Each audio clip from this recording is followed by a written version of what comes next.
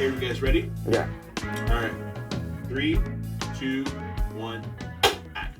What's up, man? Hey, how you doing? Spoon? What's up, Dennis? Aruba? Hey, my name is Dennis Aruba. I'm here with Spoon from Actual Tree. Yeah, what's up? He's gonna tell us a little bit about his book. So tell me, man, I hear you're doing big things. Yeah. What's going on? Yeah, man, it's been wild. I'm working on a book called Genesis Until the Stars Burn Cold. I know That's a title. It's a title. I like that. I decided we're gonna donate to go along with the brand one tree planted. Oh, so okay. yeah, so every time someone donates, I'm gonna donate a portion of that to this foundation. So for every $1 you give, they plant a tree. So I'm thinking about 350 trees, actual trees. No, so it's just another way of giving back. Yeah, I want folks to give to the project, so I want them to see like, all right, my money's going to this not just this book, but also to this foundation. Like, That's cool, man. the book started out of I was working on music and I was laid off from my job and I was like, fuck, man, I gotta do something. So I was making all of these songs, and then the songs kind of came to life. And then I was walking around. I was unemployed, so lots of times just walking, talking, and thinking shit. So I was envisioning a story, and then the story just took on a life of its own. So I came up with this idea, and I'm not a writer, so I was like, you know what? Let me get this to somebody that can really flesh it out. So I went to my buddy Chris and gave him this idea. He said, What is this idea? What's the book about? Oh, the book. The book's about science fiction. Science Okay. fiction, like fantasy. It's set in like a steampunk kind of setting. Okay. You know what steampunk is, or And tell me about it, just in case anyone else doesn't know about it. I don't want. think of the 1940s. Okay. The guys with the top hats and old gangsters. Yeah. But in a more futuristic kind of way, like the Jetsons. Okay. Think of if Eisenberg never, you know what Eisenberg is, right? Yeah, The Zeppelin. yeah. It never crashed, and we had started we kept using steam technology and stuff like that. So the songs were kind of influencing. I could see these places in my head, and then I just started coming up with these characters, and I'm like, oh, this person is related to this person. They're doing this thing, and then I was like, okay, let's get this. I'm not gonna even pretend to be a writer. I have to ask you, like, what are some of the challenges of being, writing a book? For me, it's the brainstorming. It's easy to come up with the beginning, like, all right, this is a long, long time ago in the Wild, Wild West. And then there's the ending that's like, all right, everybody lives happily ever after. These are the things that are wrapped up. It's just all the stuff in the middle. How did these characters go from this place to this place to this place? And the songs were actually, I was writing to a video game. So like Really? all of the first tracks were like called like ice level, city level, because I wanted them to go from, there was no exposition. It was just in these different places. So my buddy Chris, he explained, all right, this is how they went from the forest to the underwater level, to the cave, to the city, to the volcano. And in a believable, in a very streamlined, as natural as they can get kind of way. Other challenges are art. I wanted some kind of visual pieces. I didn't want it just to be a novel. I wanted this book to be for young adults. Okay. So I can't really draw. I can't draw for shit. So I was like, all right, so it's my weakness. Let me reach out to my favorite artist. And I reached out to her and like, hey, these are my ideas. Can you give me a sketch for this, and this? And she did. And Dang, so you got a few people going through the project then, right? So you got yourself with the idea, you got him, Chris writing the in-between, you got an artist too involved. That's pretty awesome, man. yeah. Where do you want to see this project go? I still want that video game. That's the pie in the sky. Is like, all right, I want a little indie game, Yeah. Based off of the book with the music in it, just a little more expanded. So, but that's the pie. That's the end. So you start off with music, now a book, and then you want to ultimately go to a video game. Yeah. Right? Well, right now, maybe pretty another book. Yeah. The natural order of things. I was just talking to Chris, and I was like, okay, we got these characters. We've already got the ending, the resolutions. Let's do another book. And but that's after we get this book funded, and in production. It's a process. It is a big process. So tell me, what makes this project special to you?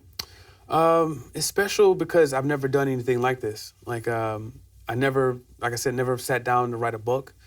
When I was in middle school, I tried, and when we were in middle school, it's you take the Ninja Turtles theme and you change absolutely nothing. And you're like, oh yeah, look at this. This is my story. You see, I hated writing when I was in school because it was more forced on me. You know what I mean? Like you write about, whatever book you read. So, to hear that you even started when you were younger, you just kind of even if you weren't like deviating too much from the Teenage Mutant Ninja Turtle theme, you're still doing it though. Yeah. That's it's something that's been ingrained in you then. Yeah, no, it is. It's always been there. I'm also gonna work with another artist, a guy I went to middle school with. He's gonna do the cover of the book. Okay. And I was telling him, I was like, remember that time we tried something in middle school? Like, let's try it again. So it's kind of come full circle, and it's special because I get to tell a story. This original, like I said, it's not based off the Ninja Turtles. Yeah. This is a story that is just like I said. As I was coming up with the music and writing the ideas, it was like it was always there, and I'm just remembering this story. Like, oh wait a minute, and then this happened, and then that happened. And it's so crazy that stories kind of already live in a place and we're just remembering it. Right. Kind of. So tell me a little bit more about that story.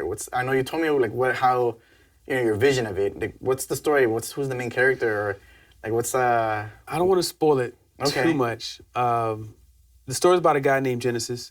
Okay. And he just wakes up one day and he's about to go about his day and he finds a note. The note's from his wife, his girlfriend. And she's like, hey, I'm sorry. And that's it. So he's like, what the hell? Like, where the hell is she? So he just starts out on this, quest to find, where the hell is my wife, Artemis? It's his wife. So he runs out and, stuff happens. He meets a guy named Neon.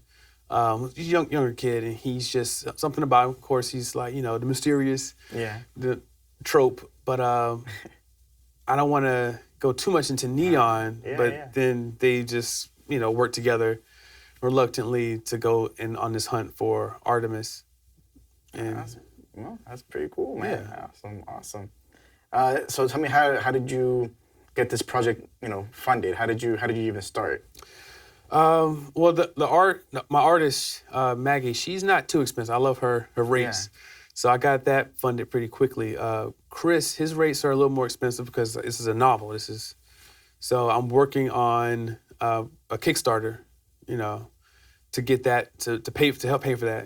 I can come out of pocket so much. Yeah. But I want to pay him. But I was like, you know what? I also want to have a physical book, because it's something about having a book, a physical, tangible product. So I was like, I could probably raise his rate, but I'm like, you know what? Let's raise that. I'm gonna double that, so that I can get this book produced. I want it published, and I want it, at Barnes and Nobles. I want it available on Amazon. Yeah. So I'm trying to crowdfund it. And crowdfunding. Yeah. Tell me about that. I mean, crowdfunding is it's a different kind of platform. You have to have a whole different level of, skills to really raise money. I read a lot of books, and I went into it with a very realistic mindset. I was like, all right, these are going to be the challenges. I don't want folks to think that I'm just asking for donations. I'm not trying to be Bernie Sanders. I'm once again asking for you, to give me money to do this thing. I want it to be a group effort. So I wanted the Kickstarter to be based on contributions. Like so if I come to you and like, Dennis, I got this idea, I want you to, go in on this with me, help me put this together, I want, when this book is out there, you to be like, yo, I helped my buddy Spoon put this book out here. You should read it. You should check it out. It's a good book. I helped with this. My name is in here. It's in it. So you're planning to put the people who contributed into the book, as far as like a... Yeah. No, that's great. So yeah, we have different tiers in the Kickstarter, and one of the tiers is like, we'll insert your name in the story. Really? Yeah. So I forgot how much money it is you pledge, but if you pledge this certain amount, so I told Chris, I was like, look now, if we get like 30, 40 people to, pledge this level, I hope you're ready, because I only have like at most 10 characters in mind. That's a pretty cool little, little detail there. Little perk, you know? yeah. A little perk to entice people. Yeah, I mean, I'm in a book. You know, it's pretty cool. Yeah, It's a creative way to get people involved and invested in your project. So yeah, it's a pretty cool. Well, that's the thing about the crowdfunding. I was like, let's find out different ways to really offer value, something that's neat, something that's different. Yeah. And that was one of the ideas. We have some more, but what I love is that KickStater themselves, they sent me an email saying like, hey, we love your project because of, you know, how you put this together and your tiers and stuff like that. So to be acknowledged by KickStater, that was a really, I can't even, I lost for words how that felt. Itself, man. That's an accomplishment in itself. That's getting noticed like that. All right, so tell me a little bit more about the themes, the theme that you have for the book, or themes, I should say.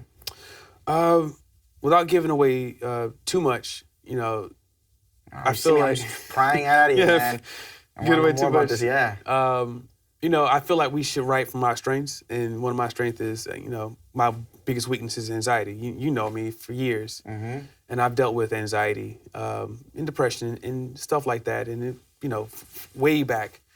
So anyway, I'm not saying I'm a master of the topic, but I have experience with it. So I was like, you know what, let me, you know, let's ground the book in dealing with these issues, these topics of depression, anxiety, grief, loss, love, and stuff like that. It's all real stuff, right? I mean, it's what people deal with every day, and I think it's relatable. And it's relatable, and especially with mental health. I mean, you talk about depression. I think it's more in the limelight now. You hear more about that and more focus on it. So now you have this book that kind of sheds more light on it, and you know, and people can relate to it. I like that. Yeah, it deals with, you know, just. I know that when I was going through it, I would, you know, I would go into the fantasy worlds. I would like, let me get lost in a fantasy world. Let me read about Captain Hook, you know, stuff like that. And these stories, they do that. They're escapism, but sometimes they have really good messages in them. I read about the levels of grief. The stages of grief, five stages, or I have no idea. Acceptance, loss. I'm still stuck on number one. You know, but anyway, like I've learned that from a Spider-Man book, like about dealing with the levels of grief, stages of grief. So I was like, let me kind of emulate that. Yeah. So I really am proud of the way Chris really helps me tell this story through the eyes of the characters. It's not meant to be a heavy book, and it's not to be. I want it to be accessible. I want this for young adults, believe it or not. Yeah.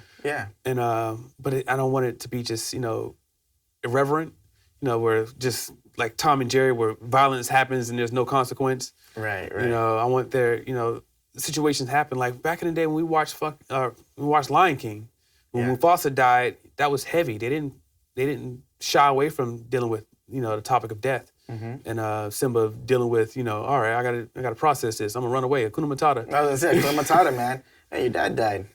Ever thought about thinking about it? Yeah. You ever thought about not thinking about it? Yeah, it was beautiful. Yeah. But I wanted this story to kind of resonate with folks who are like going through stuff. But again, to be accessible and light. And I really think it does a really good job. I'm really proud of the story so far. That's great. I sent it to my son, and he was like, "Dad, this is good, But he said it like, "Can you tone it down a little bit?"